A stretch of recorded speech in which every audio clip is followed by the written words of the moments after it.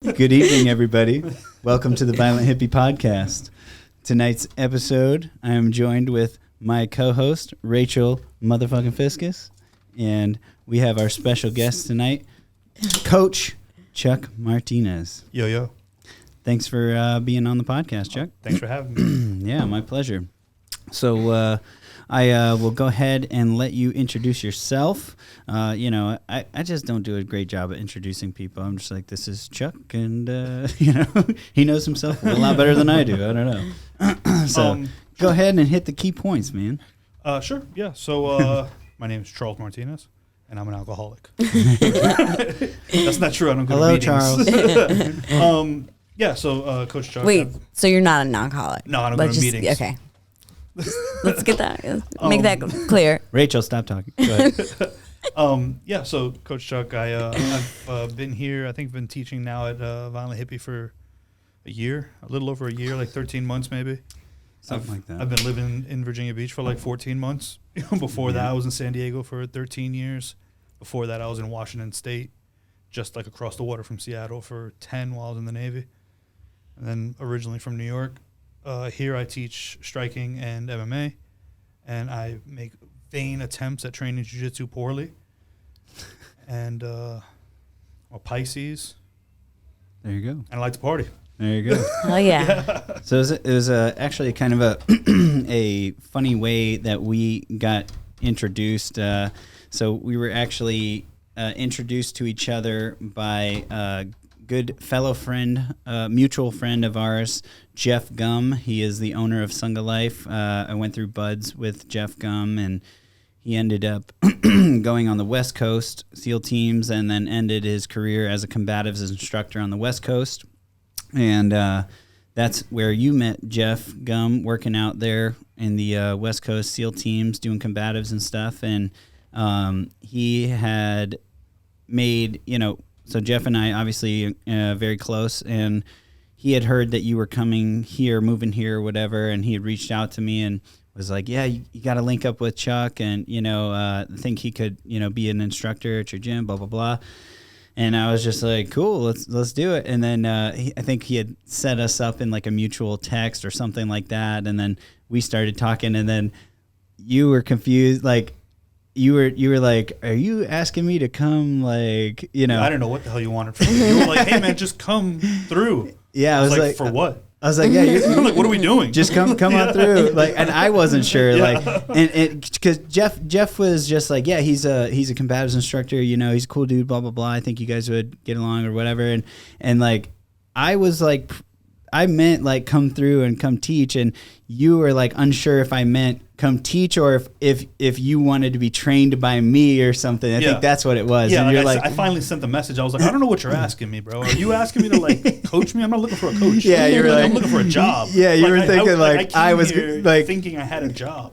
Like I came here to Virginia Beach thinking I had a job at the UFC gym. They offered me a job. They were like, hey, we're gonna give you classes. You're gonna have a ton of privates. And I got here and they closed down. Well, yeah. So, I mean, better off in the long run. But, Yeah, I was totally a little better scrambling. Yeah.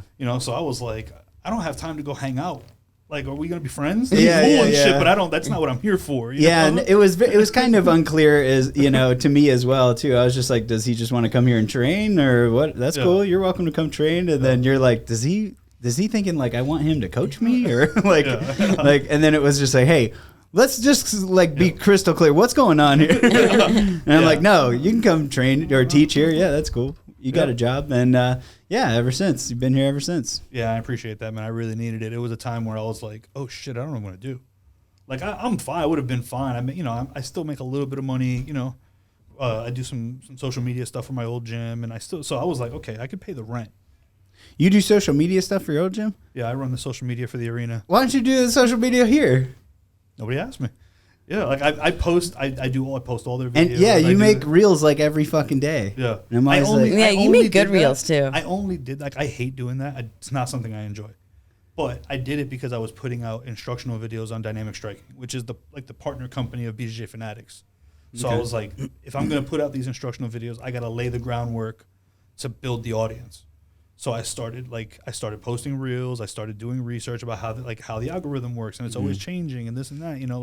It was like 7-second reels. then it was 30. You know, so like, Yeah. So I just started doing it like a moron, and I'm not even like tech savvy, right? But you know, I teach every single day. I've been teaching every day for, you know, like pretty much most of my adult life now. So I was like, oh, I'll just record myself teaching. It'll be fine. And then it just, you know, like it somewhat worked. And then when the instructional videos came out, I was like, oh, like people are buying them. So it's like a nice little bump, you know. So that's the only reason I did that. And then I was pushing our gym to do the same. And I was like, hey, we have already a fan base. Like, you know, it's a big gym. The gym is almost 30,000 square feet. You know, like it's a big gym. And I was like, we can make something. You know, we can build the fighters' social media. We could build our own social. And then, you know, it just got pushed to the wayside. COVID happened, and that was like I was writing curriculums, and I was doing all this curriculum development, and we were going to do an online training portal. Like, hey, all the videos are online, classes are online. You know, because we didn't know how long it was going to be, and you know, we had over 1,000 members at the time. I don't know why we don't just steal your content more, to be honest. Like, I take videos every day during like because you always make it. Rachel, sorry, I'm God saying damn it, I was could talking. I could make a lot of money off what I've been videoing in there. I'm gonna keep it all for myself. Just keep posting. Under my name. Yeah, so We're talking about social media. We're supposed to be talking about like, you know, MMA and jiu-jitsu, right? yeah, for our we'll get gym. there. Yeah, we'll get there. I'm just trying to give him a hard time. He's always mean to me.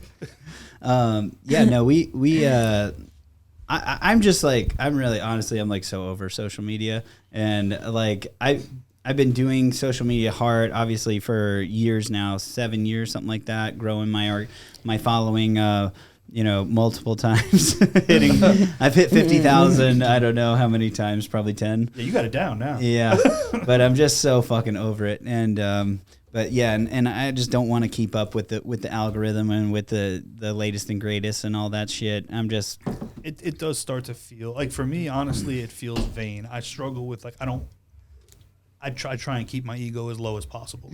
You know, that's just like something I do because I do have a vain part of my brain. So everybody does. Yeah, so I purposely I struggle against that.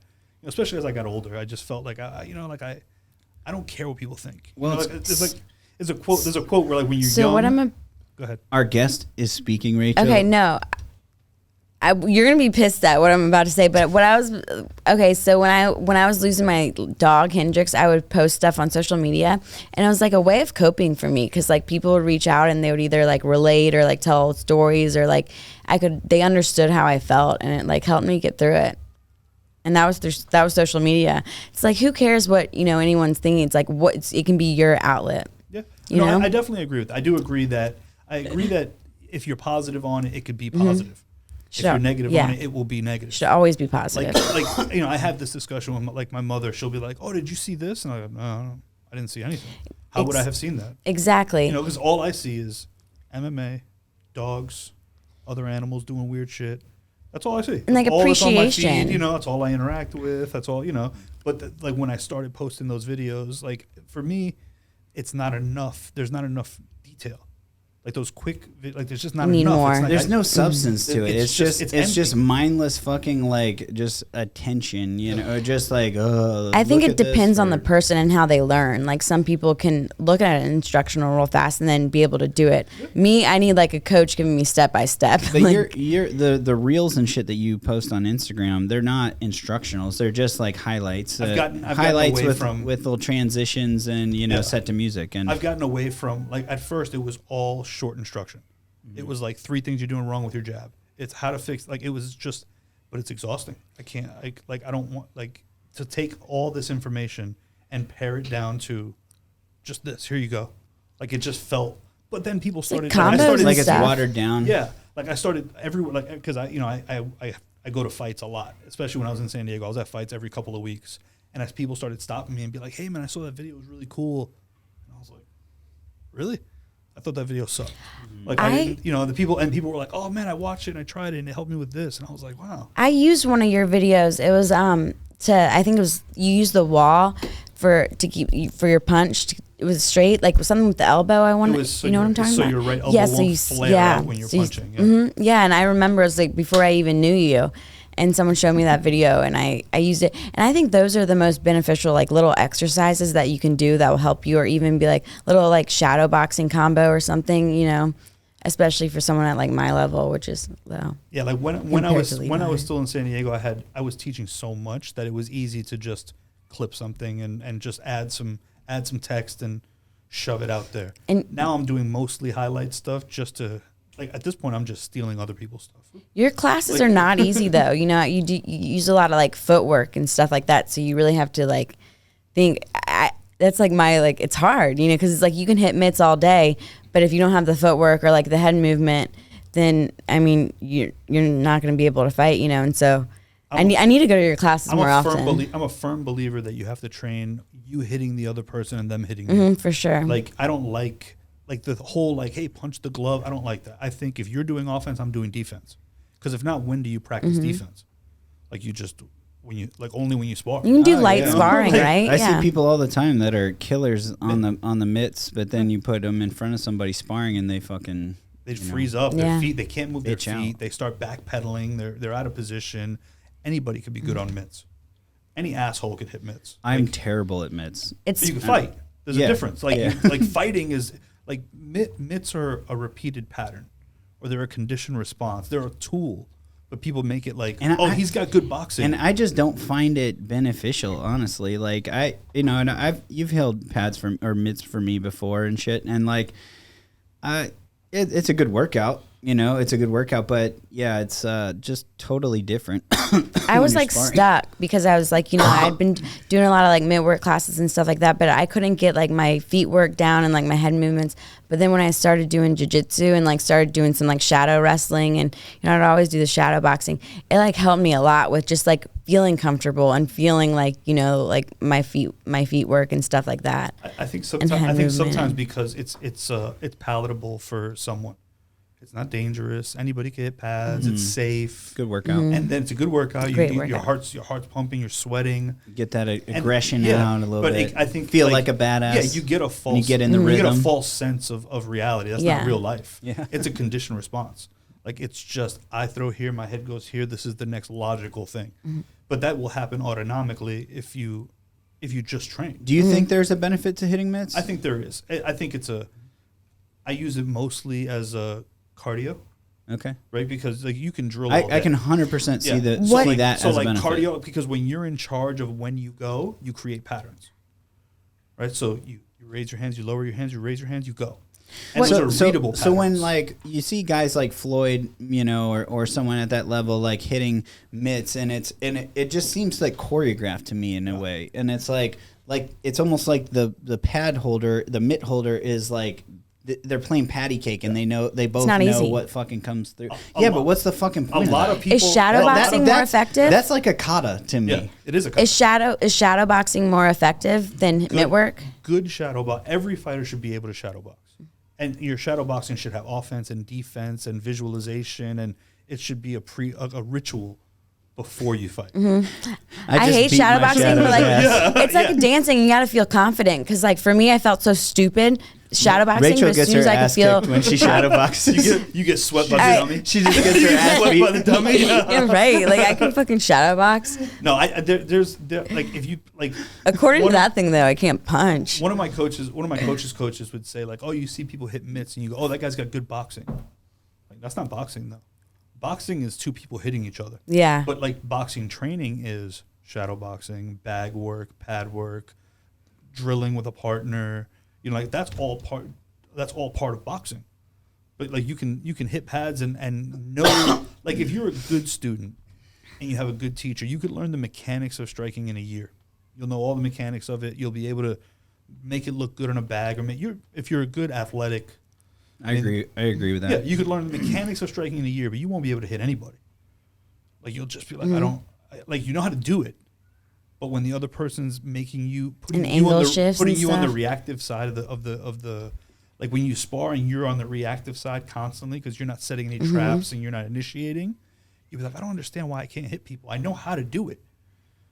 But it's because you're learning a frozen thing. Yeah. Like everything you do has like a pattern to it but that's not fighting. So what so we had Buck on last week, and you know, asked him all his opinions on this and that. What is your opinion on MMA? What are what's the most important thing someone needs to know for MMA in your opinion?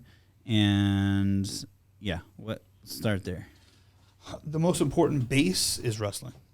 And the reason I say that is because it's been proven by the most UFC champions have been wrestlers, right? But also you decide where the fight takes place. If you're a good wrestler, you decide where the fight takes place. So if you want to knock people out, you have to be able to stop them from taking you down. If you want to submit people, you have to be able to take them down, right? So wrestling as a base decides where things happen, right? And wrestlers also take well to the training because every day of wrestling sucks. It's a grind. Mm-hmm. Yeah. So if you go, hey, today we're starting in mount with punches, they just go, all right, whatever. But a pure striker will hate that because they're like, there's not like MMA is not all of anything. Why do strikers hate jiu-jitsu so much? I don't know. We had, at my old gym, we had a lot of. Do you feel like it's an ego thing? Yeah, I think so. Yeah, like I think being humbled, and like with striking, you can use athleticism and speed, and you can just kind of anybody can get lucky striking. You can do that with wrestling too, right? Not as much. Not against a good wrestler. You have to have technique. If your partner's skill level is higher than yours, you can close your eyes and punch and still connect. That's exactly what I said last week on the podcast. Yeah, like with striking, you can use speed and athleticism and aggression. You can use all those things. Those things are negated when the person either takes the space away from you and makes too much space and you can't get to them. So which is where wrestling bridges the gap between those things. Because you start level change feinting and the person is conditioned to, wrestling, I have to get, then you hit them. So using the threat of the takedown to get to grappling makes you a better striker. Not having that. So do you think wrestling is number one? What's number two, in your opinion? I would go wrestling. At this point, I would go wrestling, cage work, because it's different. It's different than wrestling. Like wrestling, cage control. It's like wall work, like being in the cage, like being against actually the being cage. pressed against the cage. Okay. And then I put jiu-jitsu probably next because of positional control, like being able to control top positions. So you put that before boxing or anything like that? Yeah. Wow. Because people clash into each other, and then they end up on the ground.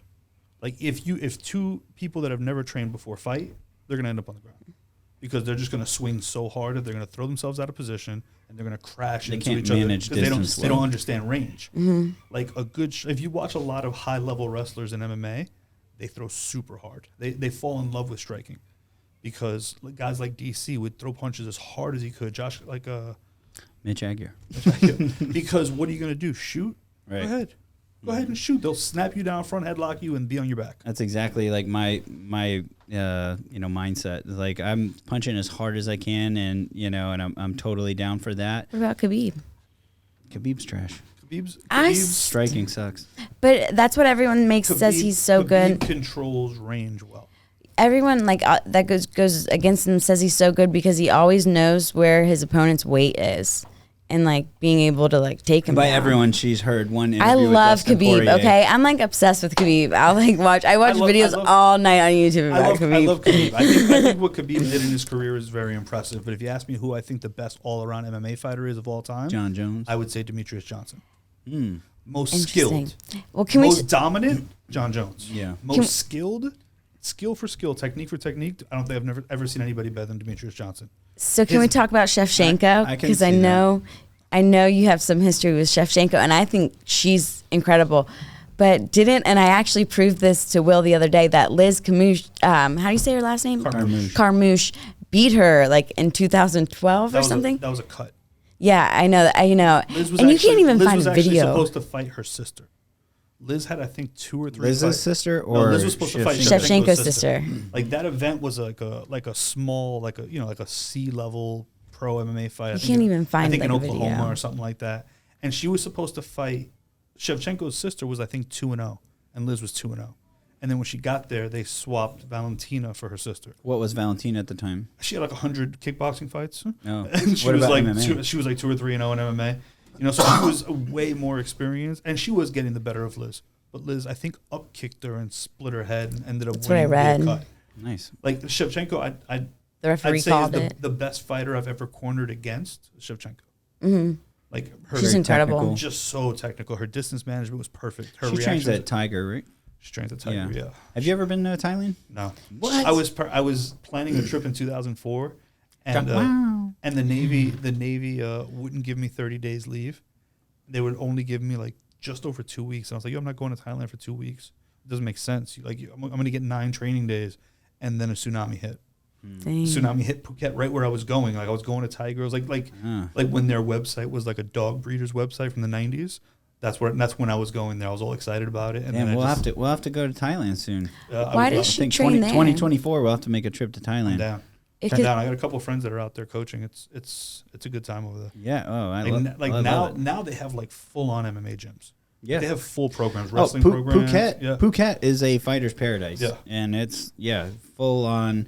The restaurants are like catered to fighters and shit. Like they have fighter menus and shit because they're used to guys cutting weight and all that shit. It's awesome out there. It's fucking awesome. Yeah. It's nothing but fucking Muay Thai gyms, tattoo parlors, CrossFit gyms, healthy, I love fucking healthy food, and fucking massage parlors. Chak wow, fucking Nice. good I saw time. the worst of Thailand. I just went to Bangkok. That was a mistake.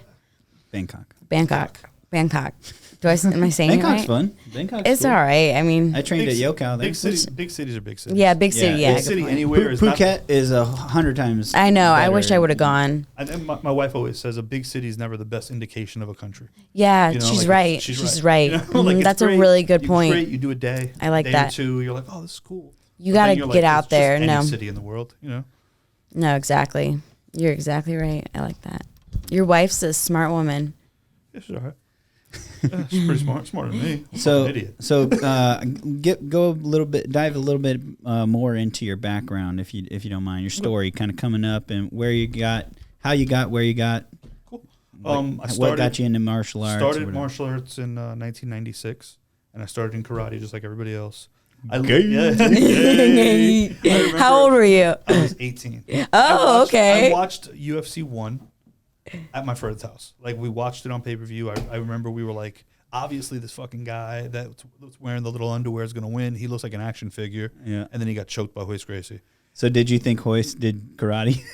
Seemed like karate. Fucking Mexican ground karate. crap. He's wearing a gi. He's got I mean, a gi on. It's the same shit. It must be and, karate. And I had already, like I grew up in New York City, so like I had already been in like fights. So I was like, well, like this, like I started, like I went to Syracuse University for a year before they kicked me out, and then I ended up in the Navy. So I went, like I was going through one of those, like you like meet like all the different clubs, and I walked by a table, and a guy goes, well, I show stuff you could use like in a bar fight. I was like, oh, I got to check this guy out. And he was like, draw a karate guy. That was him. He had the mustache. I was like, this guy's great. You know, and next thing I knew, I was in a fucking karate class. You know, then they kicked me out of that school. And Mustaches will fool you. And then I joined the Navy, and then I ended up in Washington State. So that was 96, 97 was just joining the Navy, go to boot camp, do that whole thing. And then like 98, end of 98, I started in Kyokushin, and I actually like Kyokushin. As far as karates go, Kyokushin's probably the best one. Like, it's basically just kickboxing. You know, so like Kyokushin was like, all right, you know, we didn't do any kata. We just kick shields as hard as we could, and we punched as hard as we could, and then you sparred bare knuckle, but you only punched from the neck down, and you can kick to the head. But it was as hard as you could throw. Mr. And Miyagi, that's karate, right? yeah. He was a badass. Maybe Yeah, but that was karate. Miyagi-Do karate, Yeah. which is dope. Yeah, Right? sure. But so then after that, I was there for a couple years, and then I was like, this is gay. You know, like Gay. basically it got gay, right? Because I was like, hey, when I got to Washington, I went to every school in the And by area. gay, we don't mean homosexual. We mean like gay. No, I fucked the dude in that place. No offense at all. Never mind. No offense at all. Never mind. Chuck meant that. Like, I basically was like, all right, this is fun, but it's not fighting. I know what fighting looks like, and this is not fighting. There was no jiu-jitsu anywhere in the area where the base was. The closest jiu-jitsu school was in Tacoma, and I was in Silverdale, so it was like an hour drive, right? So then I met my coach, who was like, we met in a bar, and he had just moved back from LA, and he was like, Are we here to fight or are we I'm here like- to party? He's like, I'm like, you know, he told me what he was teaching. I was like, all right, I'll come in. And that's when I started Muay Thai. That was like the very beginning of 2003. I started Muay Thai, I started no-gi, and then we also did like Filipino martial arts and Jeet Kune Do. We did everything. I'm like a martial arts nerd. That's awesome. So that's where like all the knife and combative stuff came from Filipino martial arts. Like, I'm just like, if you teach it to me, I'll write it down and I'll learn it. That's like I'm very nerdy in that way. So you were talking to me about pathways and like charts and stuff Yeah, one day. I'm fucking real nerdy. Yeah. So, an interesting fact about you is you don't use leg shields, Not often. Yeah, not often. and it made me feel very uncomfortable when I was training with you because you're like, yeah, just throw a leg kick, just throw it, and I'm like, you don't have a pad there, and you're like, no, that's cool, just do it. It's kind of my thing, and I'm like, okay, like, and the most damage I've ever taken in an MMA fight was when I took 24 leg kicks to the same spot, and it fucked my leg up bad. And so you know, and you're like, yeah, just go ahead, just throw a kick, and I was just like, I can't, like, I can't, I don't want to hurt you, and you're like, no, it's fine, go ahead, and I was like, okay, and I like, you know, kind of threw like a halfway one just to kind of see how you reacted, and no reaction, and you're like, yeah, no, it's cool, and I was like, okay, so then I threw a little bit harder, I'm like, wow, this is weird. Yeah, that's a weird thing I've always done. It's actually like a flaw of mine, even when I'm teaching. Like, I don't teach checking kicks very much because I don't check kicks very much. Like, I think most people kick like shit. Like, I've sparred guys that kick hard. I know I kick hard. I've kicked a fucking tree in half in Thailand. Yeah. Bare shit. It doesn't bother me. It just doesn't bother me. It definitely makes me feel uncomfortable. Yeah. I've held before the But you do have gigantic for legs. anybody who can't, like, you can't see Chuck's legs right now. They're about this wide around his thighs and quads. It's ridiculous. But like before that Fairtex thigh pad came out, everybody kicked a belly pad or thigh pads. Mm-hmm. And for MMA, I don't think that's the right angle for kicking. Like, I don't want people to practice kicking at this angle and just get taken down constantly, right? So before that thigh pad came out, I just let everybody kick my legs. I was like, if you got shin pads on, it's not going to hurt. Like, it's just a shin pad. It's not going to hurt. You know, so I always did that. And I would warm guys up for fights like that, and people would be like, what the fuck are you doing? If you've never been leg kicked, it's like something else. If you know how to kick, right? If you get kicked by somebody who knows how to kick, it's like getting hit with a baseball bat. Like, it'll shut your whole body down. For real. It'll fucking fold you. You'll get nauseous. Yeah. I've been nauseous from being kicked. I remember coming back from Thailand, and you know, my kicking just went to another level in as far as like my power. And I remember thinking the next person that fucks with me, like at a bar or whatever, like someone who's rude or whatever, normally my go-to is just a straight right. Yeah. And I was like, I am going to fucking leg kick someone as hard as I possibly can. Just, that's it. And it's going to throw them like for a loop, and they're just going to fucking drop and be in so much pain. Yeah. It's so underrated. It will shut you down. Yeah. I had a guy at corner to fight in RFA, which was what LFA was before it became LFA. Yeah. And he won the fight by timidity. That was the decision. Mike Beltran jumped in. Guy was too. He kept. We had planned on kicking his calf, right? He was a jiu-jitsu guy. We knew him. Like we had trained together, and I was like, he's super lead leg heavy, terrible striker. Let's just take his lead leg out. It'll make it harder for him to shoot. So my guy kicked him in the calf so many times that he broke his fibula. Right. So every time he would stand back up, he'd kick him in the calf again, and he would sit back down and just be like, jump in the guard, and we'd just walk off. The ref would stand him up, kick him in the calf again, fall right back down. And Hope and all was his name. Afterwards, he said, I've been shot, and that hurts more. Like, getting kicked in the calf will shut your leg down. Yeah. Getting kicked in the leg shut your leg down. Over and over in the same spot. I'm telling you, I've had it happen to me. Yeah. It was the most damage. People have asked me, like, what's the most damage you ever taken in an MMA fight? I'm like, 100% it was those leg kicks. Yeah. Getting hit to the head sucks. But it doesn't hurt. It didn't even hurt. It did not even hurt in the fight, because your adrenaline's going and stuff. But it fucked me up for like a year. Yeah. I had like nerve damage. Like, can't reach. I literally I posted a meme where it was like Tommy Boy, where it's like not so much here or here, but it was like my whole shit was just black from my knee to my hip. It was bad. Yeah. But that's how it started. It started because I didn't like the idea of kicking body kicking that much for MMA. Mm-hmm. For Muay Thai, it's fine. For kickboxing, it's fine. But if you're kicking the body a lot, or even if you just practice that angle of kick, you end up kicking the hip a lot. Mm-hmm. And they catch the kick and they take you down. I was always like, one of my worst fears was like that Anderson Silva just snapping my fucking shin. And I was like always so like before I started training Muay Thai, because I was fighting MMA I didn't start training Muay Thai until after that fight. You know, because I was like, I need to learn how to check kicks, and that was always like a fear of mine. Was like throwing a kick and snapping my leg in half, and you know, and I saw it happen to Anderson. Was just like, oh my god, that looks fucking terrible. Anderson, and Corey Hill, happened to Corey Hill in the UFC. I feel like there's been a lot of UFC fights Chris where Weidman too. Like how fucking Tyrone Spong. Tyrone Spong, one of the best kickers in the whole world, and his shin broke.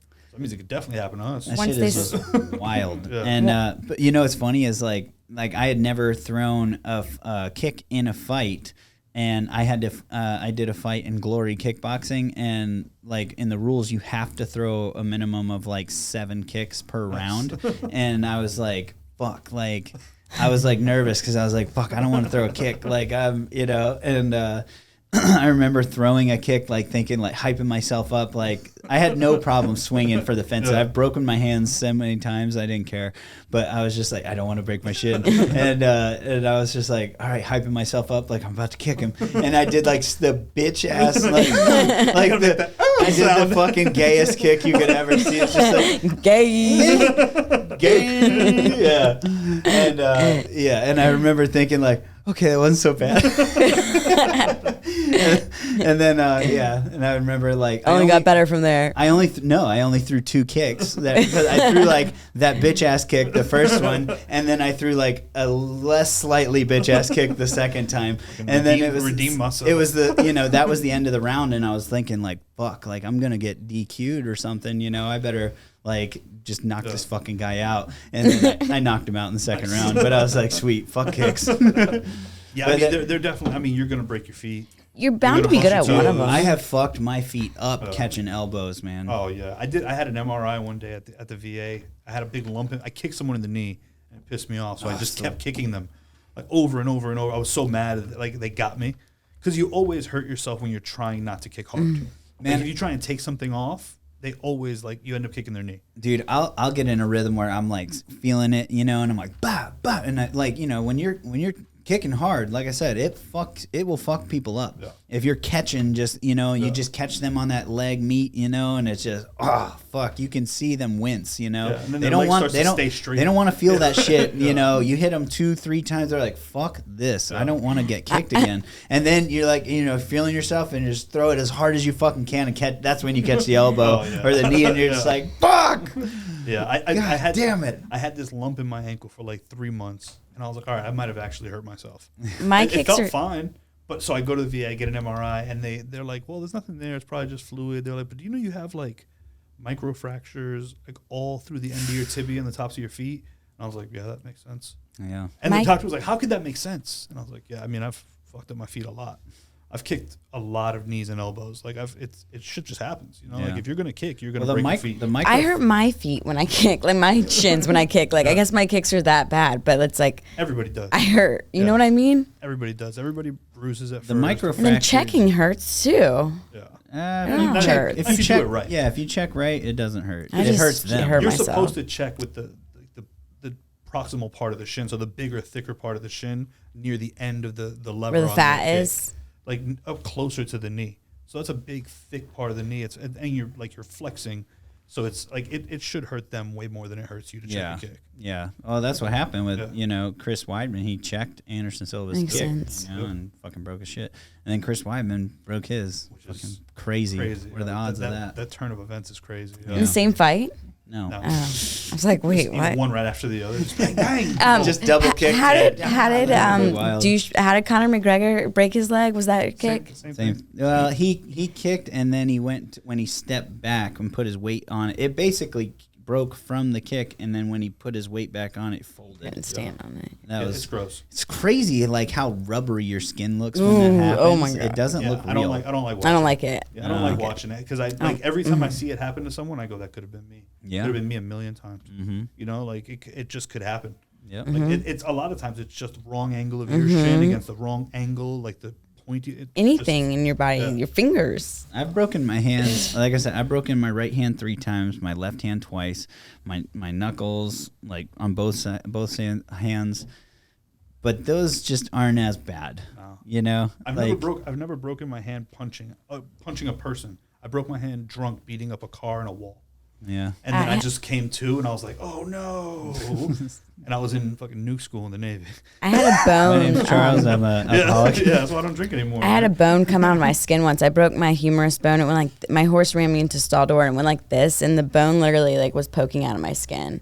They had to like weigh it down. But honestly, Mitch, my finger was the like the scariest looking thing because it was like literally 90 degrees. And when you just yanked it back, that like dislocating it like scared me more than like I didn't even know what was going on. It will definitely, like your brain's like that. That's not right. I could feel that it was like pointed in a way that it was like not ever supposed to be pointed. Like it was weird. The other coach, the coach who I cornered all fights with one person. Like he was like my partner in coaching for 11 straight years. He was teaching MMA practice, and I was teaching kickboxing just on the other side of the wall. And he walks over to me, and he has his hand over his hand over his hand. And he goes, "Yo, is that broken?" Ooh. And his pinky was this way. And I'm like, "Yeah, it's super broken, man." And he goes, "Can you just pop that back in for me?" And I was like, "Nah." And somebody else was like, "I'll do it," and just popped it back in. And now his pinky's like this forever. I told Mitch though, like if he didn't pop it in right then and there, by the time I would have got to the doctors, I wouldn't have been in shock anymore. So I think it would have been a lot painful. Like I didn't even feel it when he popped it back in. And then I went in the ice bath or whatever, and I could make a fist and everything. I dislocated my shoulder. I dislocated my shoulder in an MMA fight and lost, obviously. And then literally got back to the locker room, took my arm, and just lifted my shoulder back into place. And my coach was like, "Oh shit, when did that happen?" I was like, "Oh, the beginning of that round." But I was still so like in shock, and and he was like, "You all right?" And I was like, "Yeah, I'm fine." He just taped it to me so I could shower, and then we like went out and partied. The human body. And somebody else that we cornered dislocated their shoulder, like 3 fights later, like another event, and they sat down and cooled down, and then they were in pain. We had to take them to the hospital. It was a whole, like if you just do it while your adrenaline's still super high. How do you dislocate your shoulder like in the fight? Like what's the most reason for that? I threw a punch and then I entered for a takedown and he sprawled. So I posted my hands and went to reshoot. Ooh. And when I posted, I guess there was too much weight over my shoulder and dislocated my shoulder. That makes sense. So then I put my hand on the ground because it was just hanging. So I was still like hooked trying to shoot. And I was like, uh-oh, my arm's dead. So I put my hand on the ground and popped. And then I was able to sit out, but I couldn't use my arm. So that just made me think, aren't you like, you're big on clinching. We talked about this. Do you have any advice for that? Because I hate like, gosh, I've been sick too, but yeah, you got me sick. Right. I hate like, I always talking about like getting the takedown and stuff. I hate like clinching up. Is that what you call it? Clinching up, like grabbing, tying up. Yeah, I don't know why, but I just like, that's why I always go for that like blast double. Cause I'm like, I don't want all this. Like, don't touch me. Yeah. But what's your like, would you do like a collar tie? Is that do it more or fish hooks or like what would you do? Just anything? Just do it more. I think to get good at hand fighting, you start at the most distal point and you work your way up the chain. That's good advice. Start hands. Just hand fight. Start to create superior angle. That's good advice. And that'll lead you to bicep control, which will lead you to underhooks and overhooks, which will lead you to collar ties. Just trying to reach in for a collar tie right away, if you're not good at it, it exposes your body to someone who's skilled. Like they'll shoot under it. Or like a Russian. If you start at the most distal point, it's much harder for them to shoot. Like a Russian, that's when you like grab the wrist and then you work up like you kind of said, right? 2-on-1, yeah. Like a Russian is just 2 hands on one hand, 2 hands on one arm. But just like anything you're saying that like just do it a lot. Mm-hmm. It's the only way to get good at it. Like you can like memorize moves. But it's just never going to work. I just don't like, I hate it when someone has my collar tie. So I'm just like, I just don't like that. Just don't let them. Yeah, get better at not letting them grab your head. But there's very few times in combat sports that you should let someone grab your head. So I thought you want to have you can use your head too as like a, right? Yeah. That's why all wrestlers have big square heads. When someone comes in like that though. Because I like setting up the snap down. Yeah. It's a great tool, like especially if you have good grip and you start like popping and popping. If someone's yanking you down though, can't you go for the blast double? If like someone is like trying to pull you down, like they're probably in a good position to sprawl and they're controlling your head. They're probably going to bounce your head. They're probably going to bounce your head off the mat more than you're going to. If you go for a blast double, they're probably just going to snap you down. Yeah, they're going to snap you straight to your face. If they're collar tying you hard, a lot of times you end up either prying off or using your own hand on the back of the elbow to shorten their grip. But really, it's just pummeling. All right, this isn't What's fucking. pummel- This isn't a fucking private lesson for Can you Rachel. Shut define the fuck pummeling? up, God. What's pummeling? Oh my God.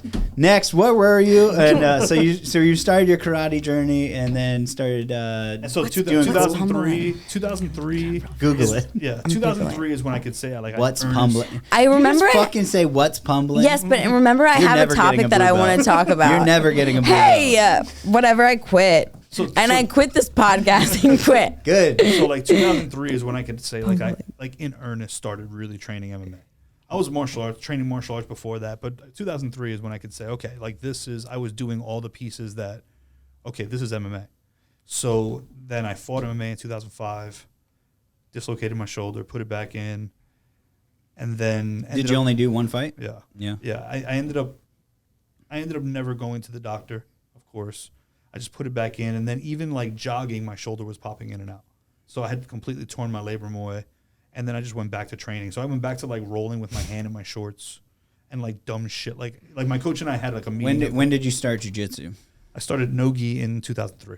Okay. Yeah, so 2003, and my coach had trained with Chris Howder in LA. My coach was in LA the whole time. So until I met him, he was in LA. So he had trained with Chris Howder and some of the early like jiu-jitsu guys in Southern California. And then he ended up at Eric Paulson's. And Eric Paulson and Ron Bali were really his coaches. And they were just pure no-gi guys.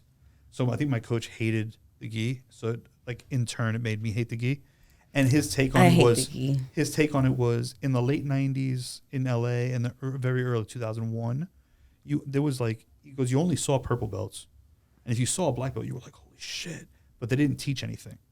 Like it was like he was like, yo, they never gave us anything. They gave us like bullshit technique, and then they worked out separately than us. They just gave you ass whooping. Yeah, and then they just beat you up with moves they never taught you. You know? So I think it was more like and in his mind, if I can control you without the grips, I can control you with grips. And I still agree with that. I mean, imagine being like, Hoist and those guys though, like in the beginning, it's like, I guess like, they obviously have made a fuckload of money teaching jiu-jitsu and everything, but it's like, it's almost like, let's keep this to ourselves. Like we're just fucking people up with this, know? And because if you're just watching jiu-jitsu and having to kind of guess and break it down, it's like watching, if you have no fucking clue what I feel like it would take so fucking long. Yeah, they're speaking a language you don't know the letters of. Yeah, I feel like it would take so long just watching tape to be like, start picking things up. Like, okay, he gets to his back, but you're like, how did he do that? Like, Yeah, I feel like I would just keep that shit to ourselves. I actually was just talking You're to someone. selfish. You're small and selfish. I actually just fuck, that was fun. I was actually just talking to someone today who's they burn. Yeah, they own a gym. Dear diary, today was a good day. I got Mitch with a good burn. Mike, edit that out, please. You're gay. Mike, do not edit that out. I will not be back if you edit that. That's funny. But yeah, I was talking to this guy. He has a jiu-jitsu gym in Dallas today. He's the owner of the gym in Dallas, and he's good friends with Hoist. Like him and Hoist are good friends. I was just there. Like I went there for a seminar with Hoyler, and he was saying like for the most part, they didn't teach classes to the public at first. They taught private lessons. Mm-hmm. So that's how they made their money. They were affluent, so they taught private lessons to like higher up people, like politicians and this and that. Like they didn't start teaching classes until Carlson. Carlson started teaching classes in Holes. Holes is the one that died. If you know the Gracie family history, Holes was everyone says was the best in the family. She doesn't even fucking know what pummeling is. Yeah, so I know the Gracie family, all right? So is that Khabib? Can we talk about how you spell pummeling? But anyway, I know who the Gracie family is. But they predominantly taught privates. And it wasn't until like Horian came to America, but those were still right after like the Gracie Challenge. I know who days. the B team is. Like Gracie Challenge was like, hey, we'll come to your school, fuck you up. Yeah, but that was also he did UFC you were just talking about, that was one of the Gracies, like, right? Horian. So they boxed too. They did everything. No, they did jiu-jitsu. They did jiu-jitsu. Just jiu-jitsu. Yeah. So you went into the fight not knowing how to box. The whole idea They wanted to prove their effectiveness of jiu-jitsu. Yeah, the whole That's idea awesome. of the UFC was basically a giant commercial for jiu-jitsu. It ended up being that way. Yeah, that they like Horian was down. But that's what it was. Ultimate Fighting Championship. It was like, all right, let's see what happens when we put a karate guy versus like a boxer. Well, let's see what happens when we put a wrestler against cool. Judo or whatever. Yeah, the whole idea was like because those like right after kung fu movies. Like kung fu movies and karate movies. MMA wasn't a thing before that. That's what brought all the worlds together. There was Vale Tudo. That's cool. So 93, they were already fighting Vale Tudo in Brazil, and they were already fighting Shudo in Japan. So Shudo in Japan, Shudo was MMA. It was just a Japanese variant of it, So they were a little bit more. There was like a combination. Like I trained a lot of Shudo because that's what Paulson. He was a Shudo champion in the early 90s. So there was like Vale Tudo was just no rules in Brazil. So like stomps and like bare knuckle, and so like how it should be. Yeah, like they basically knew like, oh, we know how this is going to turn out. We're going to win on the fucking ground. Like they don't have the tools, So as long as you don't get knocked out, bro, just fucking imagine like going into a MMA fight and that your opponent doesn't know jiu-jitsu and you're a black belt. Yeah, like it's. I mean, Hoist. Hoist wasn't even the best one in the family. Yeah, like he was like when they picked Hoist to they did it on purpose. They did it on purpose. They were like, well, let's send Hoist this way because if anybody beats him, we still have Hickson. Mm-hmm. Like Hickson had already fought. Hickson was fighting all the time. He's like 400-0. Yeah. You're not going to get any like luck if you're up against a black belt and you don't. Yeah, you don't there's know no lucky like. We were talking. I was talking. Well, I mean, there was definitely some risk still because there was like no weight classes either. Yeah, and I mean, Hoist took a couple beatings. Yeah, like Chemo beat Hoist's ass. Like he was like Chemo was gigantic. I mean, Dan Severn. There's still weight classes for a reason, for sure. Like Dan Severn was an Olympic level wrestler, and he beat Hoist's ass, but he couldn't finish him. And the whole time they're like, he's just too big for him. He's too strong. And eventually I think he got triangled. Because he couldn't finish him. But eventually, like, that was the idea. Like, Hoist had to take some ass whoopings. Mm-hmm. It wasn't like it was, like, just run through them. There was big, giant guys. Like, physics are real. Worth it. Yeah, it was worth it for sure. But, yeah, there's weight classes for a reason, Will was talking about... And first of all, I'm not selfish. I shared the Aguiar choke. I posted that online. And, that was like... Man, I did have that thought though, like I don't want to fucking give this away because I've been catching everybody with this shit. Back to what you were just saying though. Now everybody's fucking, it's all over the fucking internet. Will was talking about like how when the match is like just submission, it's like there's no time limit. Submission only. He was saying that he prefers like that with like no points because it's like, like you can like take rest. Like all you have to do is just like survive and be able to get out of tough spots. And then when, the opportunity is right, you submit your opponent. But as long as you can, I was like, I think sub only is a really cool rule set. It's a good idea. But you have to incentivize finishing. Yeah. Mm-hmm. Because if like I went to Metamoris at the beginning of Metamoris was, hey, it's 20 minutes sub only. So I watched 4 hours of draws. Yeah. Because the best guys in the world were just like, hey, I'm gonna ride this out. I know it's a draw. Yeah, that's fucking whack. That's so it was shitty because I was like, this is gonna be cool. Who's more aggressive. Yeah, that's what like fight to win. That's does. why fight like in ADCC they're like they call you for stalling. It's like there was a negative match, one. There was a match at Metamoris where it was Andre Galvao. Action. Galvao against one of the Gracies, maybe Henry. I don't know which one it was. I like Andre Galvao. And Andre probably, if you were keeping points, Andre scored 7,000 points. Like, and he could have just been. He's like a good wrestler. Just done whatever he wanted to him. And at the end, the Gracie was like, it's a draw, and he was like, it's a victory. He wasn't able to submit me. I mean, he would have beat the shit out of you. If it's supposed to be a self-defense, he would have beat the shit out of you. Yeah. So but like, it was still a draw. Is that what you're saying? It's still a draw? Like, you have to incentivize finishing somehow, which is what EBI does. They're like, all right, if you make it to the end of official time, we're going to start putting you in back control or spider web. I want to do combat jiu-jitsu. Yeah, combat jiu-jitsu is fun. I wanted us to start a class at my old gym. When combat jiu-jitsu came out, I was like, what's up? Let's start slapping the shit out of each other. And they did it for like a couple of weeks, and they were like, nah, nobody's here. It was just the MMA guys, and we were like, we just did this at team practice. Yeah. Like, fuck, what are we doing this here for? But I do like the idea of like being aware of where you're in a bad spot. Yeah, I mean, you can get a false sense of reality in jiu-jitsu if you've never been in a fight. Yeah. And even if you're a black belt in jiu-jitsu, but if you've never been in a fight, like I'm sure you have some bad habits just from not understanding like getting punched in the face. Like Yeah. even heel hooks. Like you go to fucking grab my heel, I'm gonna jack you in your fucking face as hard as I can. Yeah, it works until it doesn't. Yeah. You know, it works. Like Ryan Hall did it in the UFC, and then Ryan Hall got his head beat in Yeah. because he was stayed on a leg lock. Like you have to sacrifice one. You could either defend yourself or you could finish his leg lock. Yeah, and it's a shoot. It's a roll of the dice. Yeah. You know, you might be able to catch that quick and get it done. Yeah. You know, Marcus Buchecha did it. Gary Tonon's done it. You know, but also you're catching some fucking heavy shots. Yeah. Heavy shots in the face if you. How hard can you get hit? Well, it's like look at Kevin Holland fucking knocked out Jacare from the bottom. Yeah. Like, and you know, and I've hit people fucking hard as fuck from the bottom. Yeah, I mean, I think there has, like, when you talk about elite athletes, they would be successful somehow anyway.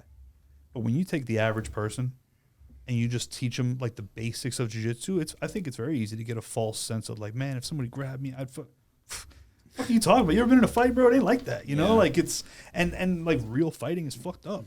Yeah. It's fucked up and scary. Like I used to tell people, I'd be like, listen, man, my job is not to motivate you to fight. My job is to demotivate you from fighting in an uncontrolled environment. Well, you know, the average male overestimates their fighting capability by 4,000%. The average male can't fight. Yeah. You know.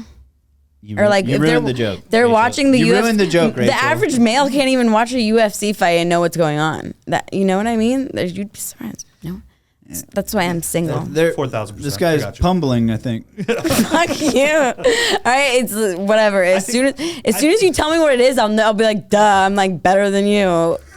But I was trying to look up the Rocky quote. What's the Rocky quote where it's like, it's not about how many times you get hit. It's about how hard you can pummel. And keep going forward. How do you spell pumble? She's over here on Bumble. But Humble. yeah, I mean, the average person can't fight. Like the average person can't fight. They think they could fight. Like once you've been in enough fights, I have a question. The average person can't Since pumble. I kind of like what I'm doing, is a man though still gonna have an advantage just because it's a man? 100%. Yeah. 1,000%. So even a man that had no idea what he was doing. Yeah, He's a a man man. is genetically stronger. And than I know that, and I respect that, and that's why I like that about men. But like some men, I'm just like, dude, I feel like I could take you. I'm sure there are some men, especially in like this generation, that you could take. You know, when you say man, I'm thinking man. Like I'm thinking myself. Yeah. Like I'm thinking, you know, Yeah, someone, yeah, someone like no, that. I know. But there are a fuckload of bitch ass pussy dick men. But like out white there. belts come in, like you know, like I've like there's some guys where I felt like on the map. Any guy that's larger than you though is going to have Yeah. a significant strength advantage, even if they don't work out or anything like that. Just genetically, they're more dense. They're just different creatures. And it's hormones. Like it's interesting because you watch like some of these younger girls and these younger guys like wrestling, and they're still kind of that level playing field. But then once puberty hits Yeah. and you know Testosterone. testosterone and all that, it's like you don't stand a chance. You know. yeah, it's I mean, just there's a lot of cases where girls get bigger first. Yeah, You know, the a girls lot grow of most first, and cases, then, yeah. But then the guys just completely surpass. You know, like And they're- when also this hormones is involved, and also the gym environment is not a real environment. It's not fighting for your life. So if a guy was trying to do you harm, Exactly. even a bitch ass guy is going to. we're not playing jujitsu anymore. Yeah, we're gonna. and Yeah, just slam you on Yeah, the he ground. just keeps slamming. it's not gonna you be until fair. you It's not stop gonna be a moving, fair you know? fight. Like, Yeah. like there's no like. That's why, like I'm a huge like proponent. Like I think women should not be police officers, and if you are a police officer, like I think women or females can be police officers. I think there is no circumstance on earth they should be by themselves. They should always have a male partner with them. Yeah, I agree. And you know that is just. And I've had female officers get really fucking pissed at me saying that, and I'm like, you are 1,000% delusional if you. I saw a video the other day Physics are where real. a female Physics are officer real. got knocked out. Yeah. Physics I are saw real, and when you stop someone who's already been down a couple times, they've got 2 cases, they have nothing to lose. They're nothing to lose. I cannot catch another charge. I got a gun on me.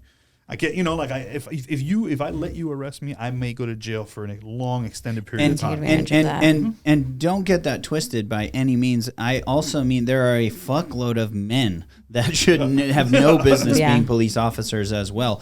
But just like we're talking about, like because the population is, male or female, and a bunch of other confused people, but that are also just male or female. But they, if you come across a biological male as a female, you are at a disadvantage in a strength, like aggression type of situation, combative scenario. And what that leads to is, I got a gun. And that is. You help. That. What the fuck was I saying? Sorry. And that is, dangerous for a female. I'm not saying that to be an asshole. I'm saying that because I fucking care about women and protecting women and valuing them, and it is definitely not safe. Yeah, I mean, you make a lot of people probably mad by saying that. A fearful male cop, male cop who shouldn't be a cop is gonna shoot someone he doesn't need to shoot. Yeah, it's what's gonna happen. Yeah, you're right. And people are unpredictable, and a lot of times, they're fucking in a bad situation if they're being. If the police are involved, it's usually not for something great. And it's not the best day of their life. Yeah. It's probably not a good day for them. And I'm just saying, I agree. There is not, and again, I'm not trying to be fucking mean by Go saying back I'm not trying 30 to piss years, people like off 300 with years. that. But there is not a female on this earth that could do anything to get me, if you come at me as a police officer and you're trying to subdue me, there's zero chance. Good luck. Zero chance. That's why men have always been like the protectors over time. You go back as they should. To ancient times. There are genetic reasons for that we have. And I'm not roles. saying that there's not a role that females can play as police officers, because they absolutely can. I'm just saying they should never ever be on patrol by themselves. You guys remember Gladiator, the movie?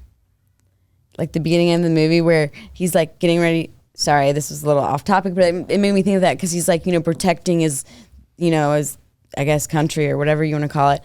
And he is about to kill the guy and he looks back. Yeah, he looks back and his wife gives him like a head nod and he just pushes him down. Are you talking about 300? Is that Sparta? Okay. Oh okay. my But not fucking Gladiator. God. Gladiator. The greatest fucking movie of all time. I forgot. Gladiator's pretty good. Oh my God. Go He's okay. Go Humble. Can you tell me what humble means? Because it's like driving me crazy. Because I will never tell you. Can you spell it for me? I can't figure out. All I'm getting is pipes. All right. All I'm getting is pipes. That's all. It's I can't believe you just PUMBL. You didn't know 300. That's literally.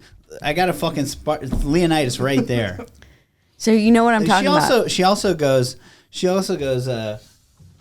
What's this orange dragon? You have like a couple of these around MASF. All right, what sorry. Is this orange dragon? I had better things to do than look at Pokemon cards growing up. I was like, what is? I was like, it's fucking Charizard. It's like I even knew that. I was like, a Pokemon. I was like, it's Charizard. And Gay. But she goes, oh yeah, I had a ton of Pokemon or whatever. And no, I'm like, I said I have a bunch of Pokemon cards left over from my 8-year-old students. All right, you didn't. I didn't say they're mine. I said I bribed my students with Pokemon cards. Okay. I didn't look through my Pokemon cards. That's not what I heard. I heard her say, yeah, you were what you wanted to hear. I heard her say, "Oh, I've got a bunch of Pokemon." I was like, "Bitch, you don't know shit about Pokemon. Yeah. Who's this orange dragon?" All I was thinking was gay. Hey, that to you, that's the Khabib of fucking Pokemon right there. Whatever. No, Khabib's Pikachu. Gay. Yeah, I can't even. I mean, come on, that's gay. Guys, can we talk about how Giselle got her purple belt in 2 years? Who? Giselle. Supermodel. She's like the elite of beauty, like Tom Brady's ex-wife. Yep. She does jujitsu. She got her purple belt in 2 years. You think it's just because she's so fucking hot? Probably because she knew how to pummel. Long pause. Can you guys just tell me what pummeling means? No. Is that like Show up to class. Anyway, I'll teach an hour-long class on I had no idea. Pummling. Giselle, does Tom Brady do jujitsu? I don't think so. I think No, she he just doesn't. started. I don't know who her coach is. it's like She brothers. just started, but she's a purple belt. 2 years. Yeah, 2 years to purple. That's fast. Yeah, it's fast. I Giselle mean, unless getting a she's purple doing belt. fucking, privates every day, I multiple times a day. She doesn't have anything else Yep. to do. It sounds like she's been She's committed. a mom and a supermodel and famous. Her coaches are Valente brothers. Yeah. She looks like she's pretty good. I mean, is there video of her rolling? she has one on her Instagram. You want to see it? It was when she was a white belt. No. But she's pretty good. They're doing like self-defense stuff though. The Valente brothers curriculum is very based on the original Gracie curriculum. So they're very focused on okay, old school so headlock hold on. defense. Can't you get a blue belt online from the Gracies? Henner and Hiron, I think, were doing like Gracie University. Turn that off.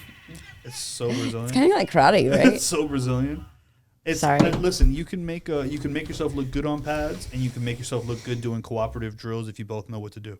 Yeah. It's the same. But how? I want to follow in her footsteps. I don't understand how you get a blue belt online, and who the fuck you've watched 75 classes. I think they might have stopped doing that because of the fallout they got from their own family. Yeah, I mean, even that's like fucking. Yeah, that is trash, dude. That is out of order. Yeah, I think not Henzo, good. I would be fucking pissed. Yeah, I think Henzo came out publicly. It was like, that's not what we do. I don't know what they're doing, but that's not how you do it. Yeah, you're gonna really water down your brand and you know. Mm-hmm. That's a McDojo. That's like, hey, go to this. Like there are places where you go and they tell you this many classes equals a stripe, and this many classes equals. I don't agree with that. That's either. not. It's there's a baseline level of knowledge that you should know. But there are differences. Like there are people who are stars. Everybody's different. Everybody so if you make it standardized, and this because there's people who come and in one class they gain 50% more than what was even in the class because they're just a star. I've definitely come across like dudes that are just like Dimitri's like that, like prodigies or something. They're goers, yeah. Like they just you just show them one time and they've got it, which is not the fucking case usually with jiu-jitsu. I mean, you have to, especially as a white belt.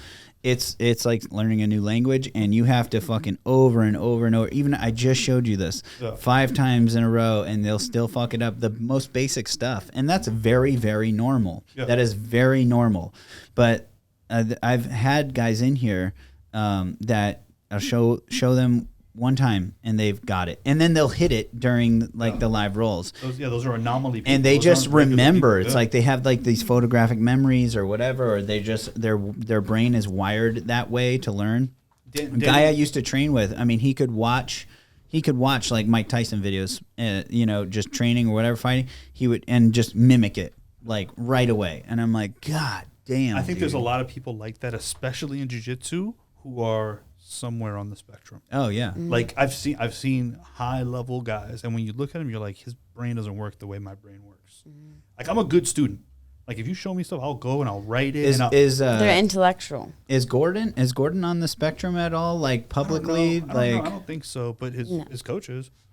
Yeah, I could definitely see that. Yeah, and I'm not talking shit, and I'm not like saying that like a bad thing at all, because there are super high level functioning autism like gifted, cases and stuff, and it's like it's like they have a different level of or they learn differently, or they can become obsessive and just pick it up right away or whatever. When we were talking about neural pathways, like you build neural pathways, right? Like how you learn, like. Not everybody learns the same way. A lot of people are not visual learners. So there's this famous woman. It takes me woman. so fucking long to learn something, but then once I have it, then I've got it down pretty good.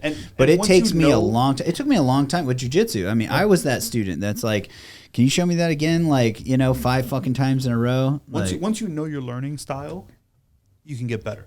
Like you can address, like you're like, oh, I can't. But what, like you said, it's about the way they like see things and interpret it. Like there's this famous lady with autism, and she like basically like drew up a map about, it was somewhere in like the country or whatever, and it was like how the cows would enter this pen or whatever, and it's like all this geometry and stuff. But what she did is like so scientific and like so out of the ordinary, but no one else could see what she could see. And I've worked with kids with autism that were nonverbal, but this one little girl, she was like 7 years old. She could understand the engineering of a toilet.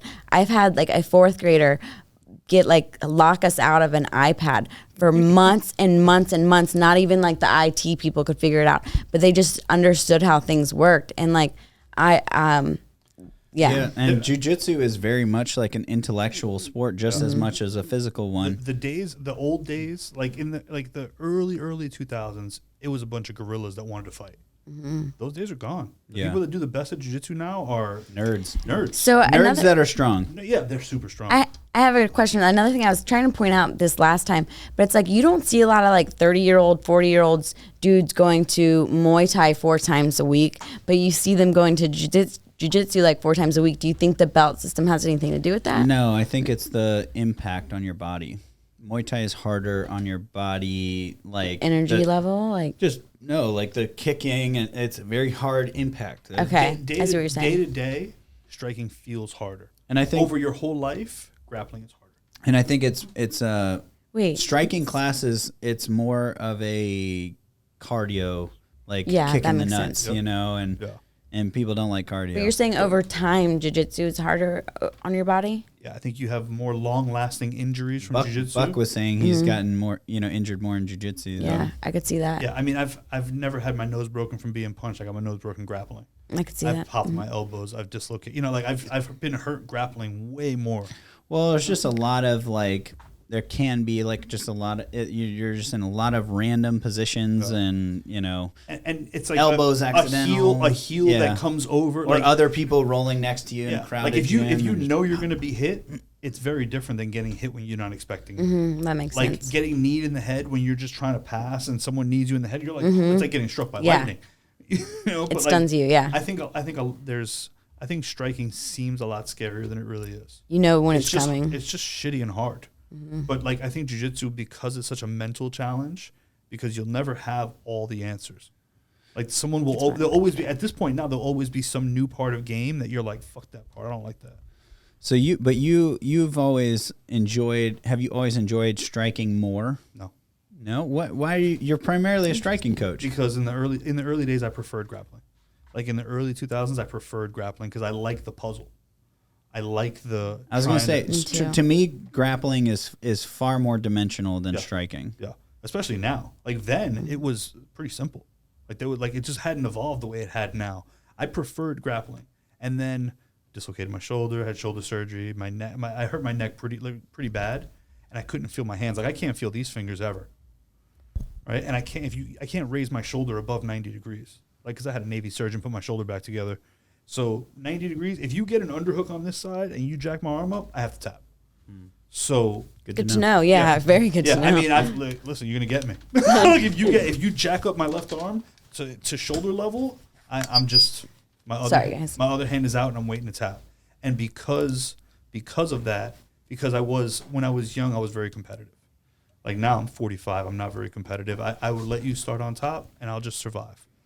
But when I was young, I was competitive. And the fact that I couldn't do what I had once done and I couldn't manhandle people the way I used to kind of broke me a little bit. Yeah. Like it broke me. Like I went from disheartening, dogging people to like bums getting the better of me because I was hurt. And I think there was mental. Is that what made you kind of switch to coaching? Yeah. Yeah. It's a different level of fulfillment. Especially myself being a competitor and now like a professor or whatever. It's definitely a different satisfaction. Like it's all about you when you're the fighter. Yeah. When I first started teaching, my coach was just like, "Hey, you teach on Thursdays now," and I was like, "What do you want me to teach?" He was like, "I don't care. I just don't want to teach on Thursdays anymore." Right, so I just was like, "Hey, this is what we're doing," and then I would just turn away and train because I only cared about my training. Like I only cared about myself. I wanted to get better, and I had so much to work on. So I'd be like, "This is what we're doing," and then I would just go past the guard or whatever it was we were doing, or I'd do combinations, and then I would turn back to the class and be like, "What the fuck, guys? This is what we're doing. Let's do it." While we're on this, I gotta say something. I just want to shout out Will because I feel like Will has been. He's competing this weekend and he has like a lot going on with and like what his game is, but he's like I feel like gone above and beyond, like whether it's like with Dimitri or whether it's just like in our class where he's like, especially like Friday when we did questions, he's like to each student he's like adapting and teaching them, oh well, I know you're good with this way, so you can go into here and doing that, and like he's like learning this whole new game like to help Dimitri, because he sees like a lot in Dimitri, and then it's been really impressive to see him like bounce back and forth with different like and he's like really thinking and like putting a lot of thought into it. Yeah, And he's still competing, you know, and I think he's like having a hard time. Well, Will's he's at the tail end of his competition. I don't know if I believe that. Will's got a lot left in him. He's kicking ass. He could still compete, but I know he can do it all. He wants to focus more on that competitor in him still wants to get out there and compete,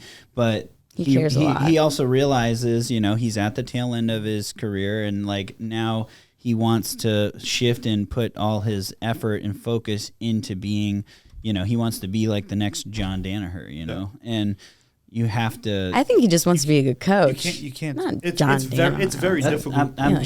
I'm quoting. Okay. All right. Is that how you say that? Yes. Okay. All right. Cool. All right. It's very difficult to do both. It really is. It's like if you're a competitor, you have to be greedy with your time and your energy, not just your time, your energy. And coach is the opposite. People will drag you into their own bullshit, and you're like, dude, I don't give a fuck about what's going on in your life. Can we just do this drill, please? Because I want to train. So when I had my shoulder surgery, that was 2006, I think. They put 5 anchors in my shoulder to hold it in place, and I was in a sling, and my coach came to my house, and I was on Oxycontin the first couple of days, so I was like, dude, I'm gonna be fine. I'll be training in 3 weeks. And then the Oxycontin ran out. And I was like, I'm never going to use this fucking arm again. It's the end of my life. And he was like, cool. So how long before you're back teaching on Thursdays?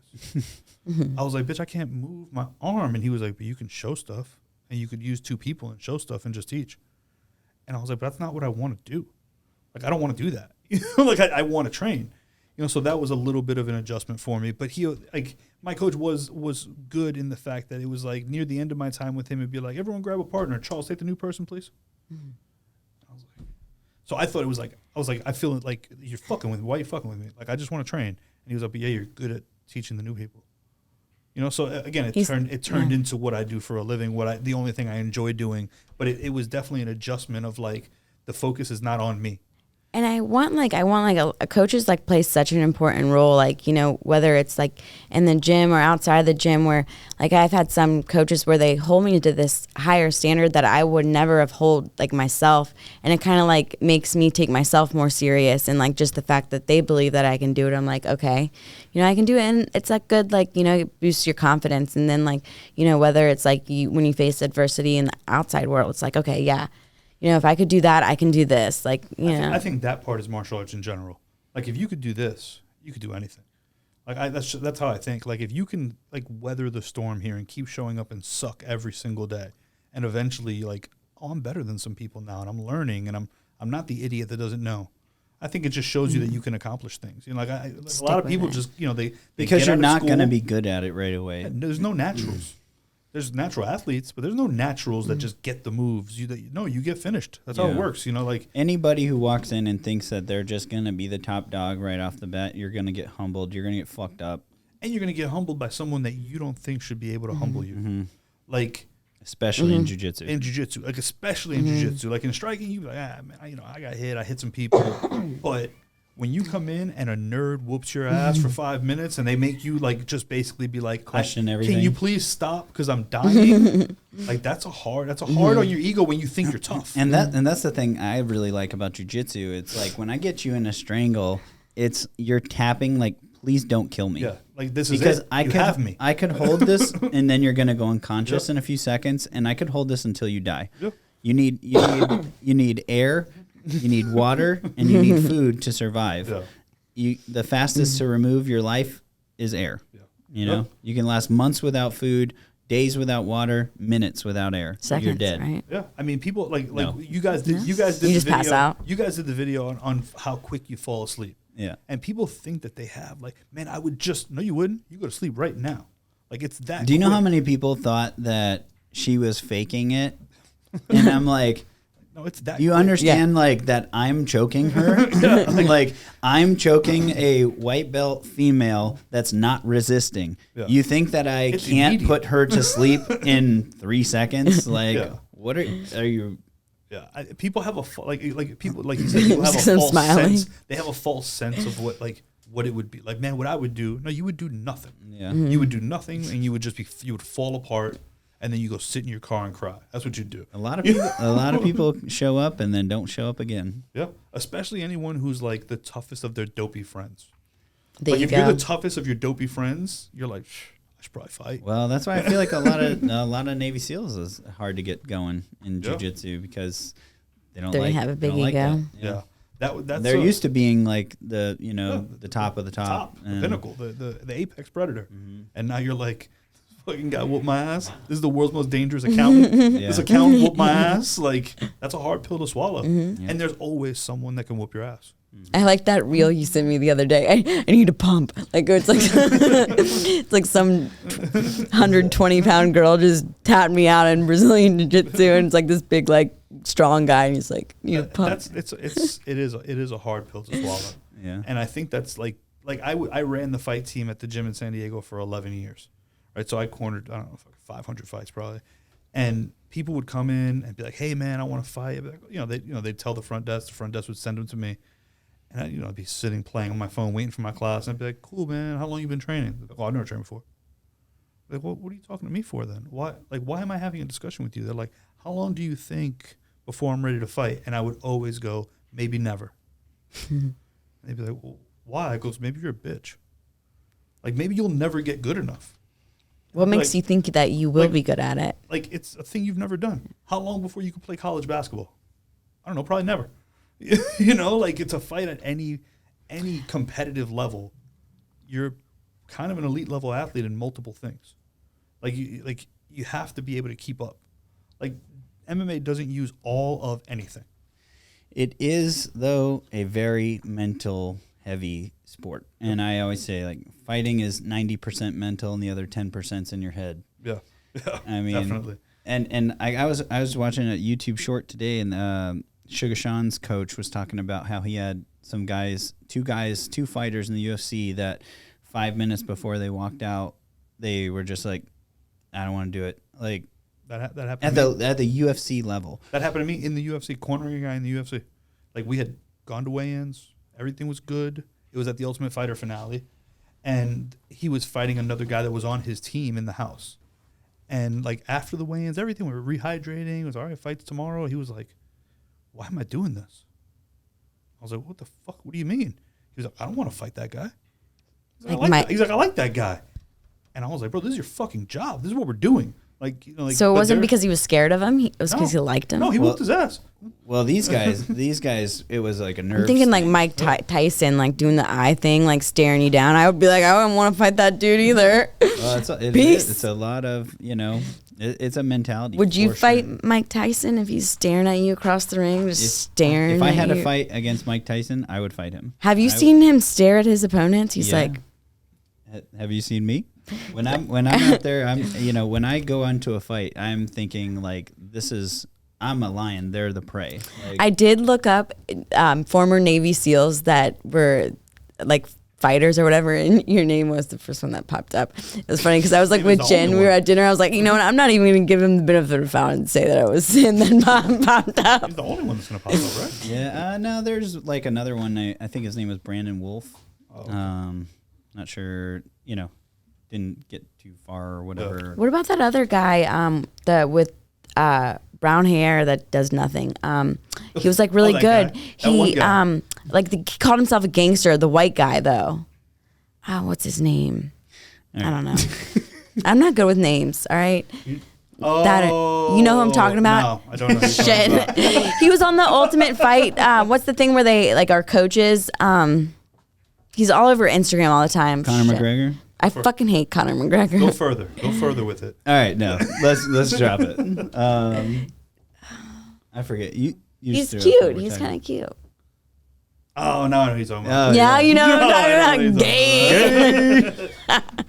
about. he's Gay. Can we talk about pummeling now? I just want to know what it is All right. or how to spell it. Anyway, so we got to wrap this up. Mike Doe's gonna get mad.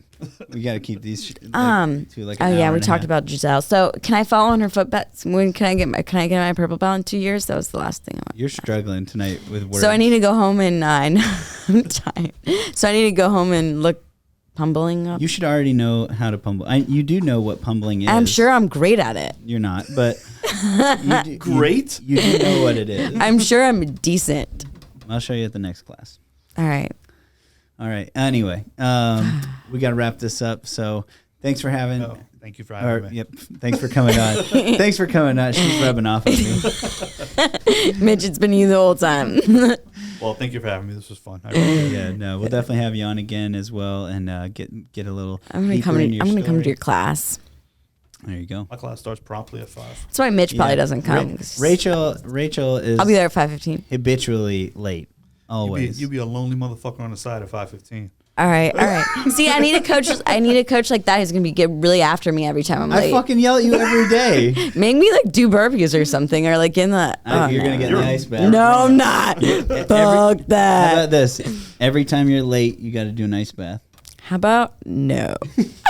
You quit. You just quit training. I need a coach that pushes me. Not like yeah. Not like that. On my Not, terms. just not anything but the ice bath. Okay. Anything but. I don't know. You probably do need to hold me in the ice bath though pretty soon. You were the biggest pussy I've ever seen in the ice bath. He literally restrained me in the ice bath. Like I was panicking. I was like, not only do I want to get out of this water so bad, he's holding me like against my will. It's mad. I was like, is how's this that for a coach? Like, but honestly, sometimes you gotta hold the door of the sauna, man. Mitch, you did great though. Mitch really did, because I got in and out of the ice bath bath twice, and I was like, fuck that, I'm not doing it. And you really did push me. You were like, you gave really good advice. You were like, you can do this. It's all in your blah blah blah blah blah. But you made me feel like I was like, I could fucking do this. And then again, and be like, fuck this.